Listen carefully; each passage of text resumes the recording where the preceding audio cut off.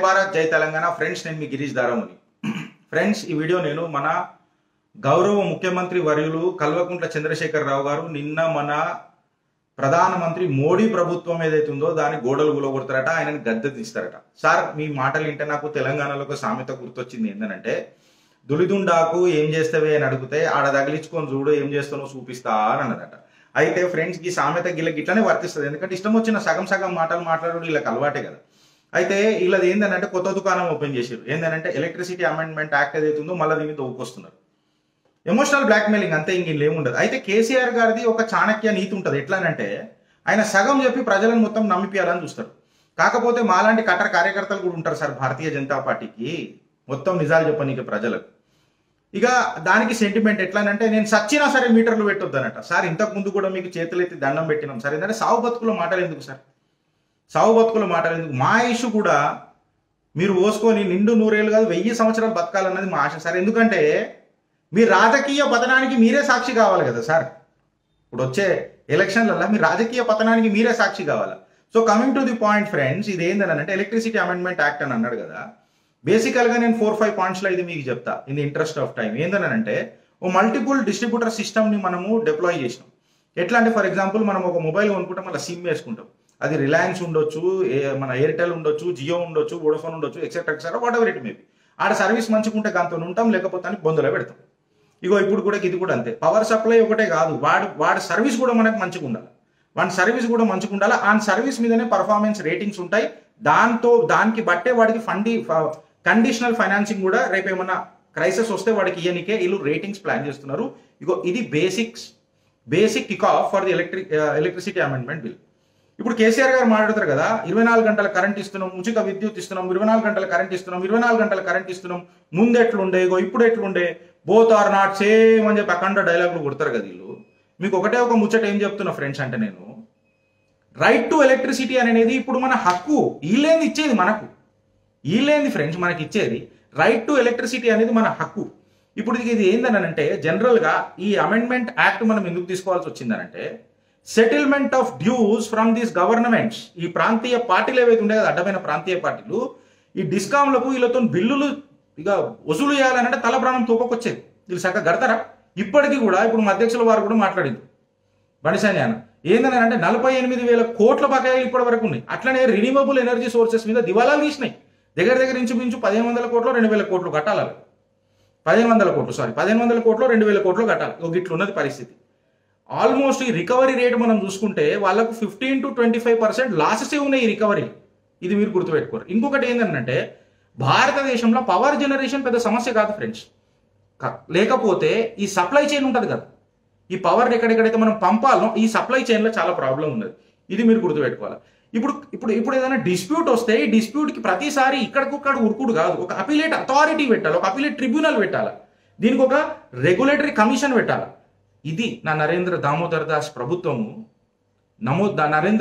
దాస్ మోడీ ప్రభుత్వము ఆలోచిస్తున్నది. Coal rate పెరగంగానే లాజిస్టిక్స్ రేట్స్ పెరగంగానే కరెంటు రేట్లు పెరుగుతాయి. ఇగో ఇవి ఫ్లక్చువేట్ కాకుండా ఒక రిస్క్ మేనేజ్మెంట్ బడ్జెట్ని తయారు చేయాలన్నదే ఇగో ఈ ఎలక్ట్రిసిటీ అమెండ్మెంట్ యాక్ట్. ఇక మీటర్లు పెట్టాలి అని అంటే, రైతన్నలకు చేతు జోడించి నేను విన్నపంగా చెప్తున్నా ఏంటంటే, రైతన్నలారా, ఇది యాక్చువల్లీ మీకు ఉన్న సమస్యనే కాదు. ఇగో ఈ అడ్డమైన రాజకీయాలు చేస్తున్నారు ఈ గులాబీ దళ నాయకులు. ఏంటంటే, ఇప్పుడు మీటర్ ఎందుకు పెడుతున్నారంటే, రేపటి దినం ఎంత కరెంట్ జనరేట్ అవుతుంది అన్నది తెలియాలి కదా. ఇప్పుడు మనం మోడర్న్ టెక్నిక్స్ యూజ్ చేస్తున్నాం, మనం డ్రోన్ టెక్నాలజీ అన్నాం, మనం అదన్నాం ఇదన్నాం ఎక్సెట్రా అని అన్నాం. ఇలా ట్రాక్టర్లు కూడా ఎలక్ట్రిసిటీతో రన్ అయ్యేటట్టు టెక్నాలజీలు వస్తున్నాయి.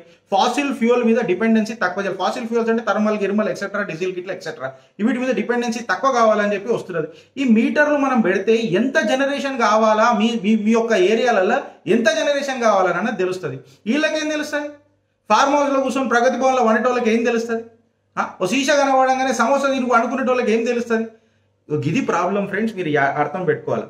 ఈ మీటర్లు కూడా ఏదో ఫాల్తూ మీటర్లు కావు, కమ్యూనికబుల్ అడ్వాన్స్ మీటర్లు. అంటే ఎక్కడెక్కడ ఏ ఏరియా నుంచి ఎంత జనరేట్ అవుతుంది, ఫ్యూచర్లో ఎంత అకామిడేట్ చేయాలని ఉంటుంది. There is a basic principle as far as a corporates governing of a corporates are concern. ఏందనంటే, you have to define something in order to measure something. If you can measure something you can improve something. ఈ గులాబీ నాయకులకు ఇది అర్థమవుతుంది. మీకు చెప్తున్న friends, ఇది మీరు యాద పెట్టుకోరి. ఇది యాక్చువల్ ఎలక్ట్రిసిటీ అమెండ్మెంట్ బిల్లు. వీళ్ళు మీటర్లు పెట్టి డిస్కామ్లకు కట్టుకోమను అడ్డమైన స్కీములు తీసుకురానికే కాదు, దేశ ఆర్థిక వ్యవస్థని నష్టం చేసుడు కాదు అడ్డమైన స్కీములు తీసుకొచ్చి. నువ్వు కట్టుకునేదో డిస్కామ్లకు కట్టుకో కదా మీటర్ పెట్టి, కేల్ ఖతం దుకాన్ బా. ఇవి చెప్పారు మొత్తం మన కల్వకుంట్ల చంద్రశేఖరరావు గారు. ఇక లెక్క ప్రకారం వస్తే ఏమనన్నారండి కేసీఆర్ గారు, ఏమనన్నారండి? గోడ వలగొడతా, గద్దెలు దించుతా, ఢిల్లీకి పోదామా ఎక్సెట్రా ఎక్సెట్రా అన్నారు. అయ్యా కేసీఆర్ గారు, తెలంగాణ గల్లీలు తిరగనీకి చేత కానీ మీరు ఢిల్లీలో పోయి ఏం ఎలుగు పెడతారు సార్? నేను మిమ్మల్ని అడుగుతున్నా, ఢిల్లీలో పోయి ఏం ఎలుగు పెడతారు సార్? ఎమోషనల్ అత్యాచార మాటలు బంద్ చేయరు సార్, ఎమోషనల్ అత్యాచార మాటలు బంద్ చేయరు సార్. అమర వీరుల ఆశయాలను ఆగం చేసి కుటుంబ పాలననే మాకు ఆనందం అని చెప్పి మాట్లాడుతున్న మీరు ఏం చేస్తారు సార్? నాకు ఒక మాట అర్థం కాదు, కానీ నాకు ఒక మాట చెప్పురు కేసీఆర్ గారు.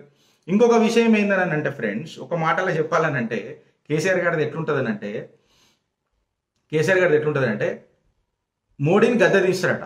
మొన్న నరేంద్ర దామోదర్ దాస్ మోడీ గారు వస్తే జ్వరం వచ్చింది సార్కి, ఆయన వస్తుండంటేనే జ్వరం వచ్చి వండుకున్నాడు, ఆయనను గద్దె దించుతాడు.